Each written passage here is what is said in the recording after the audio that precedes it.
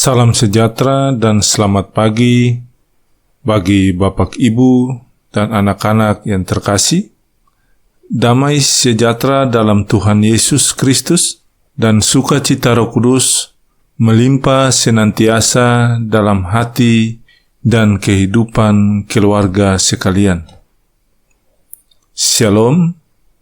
Santapan harian keluarga Kristen hari ini, Kamis 30 Juli 2020, terambil dari Kitab Kejadian pasal 48 ayat 17 sampai ayat yang ke-22.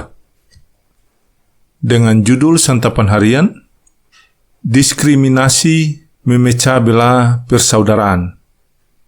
Keluarga Kristen yang diberkati oleh Tuhan Yesus, 20 Desember tahun 1989, Perserikatan Bangsa-Bangsa atau PBB mengesahkan Konvensi Hak Anak dan memperlakukannya sebagai hukum internasional pada tanggal 2 September 1990.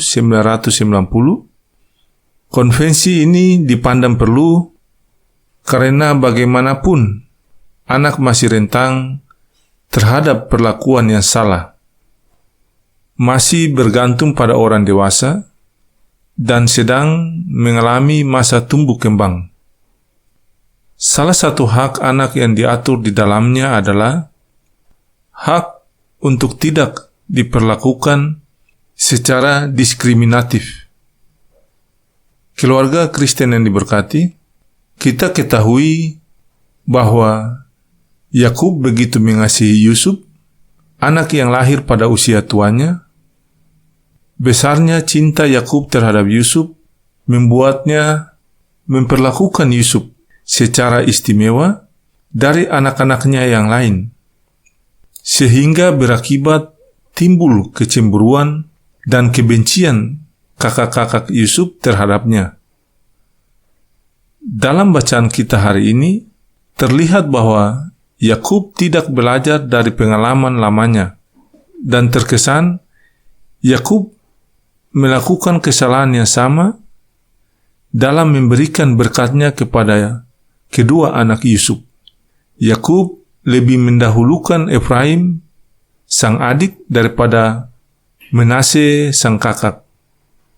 Yusuf yang pernah merasakan dibedakan ayahnya pada masa lalu, membuatnya belajar untuk tidak mengulangi kesalahan yang sama pada anak-anaknya. Makanya dengan penuh hormat, Yusuf menegur ayahnya.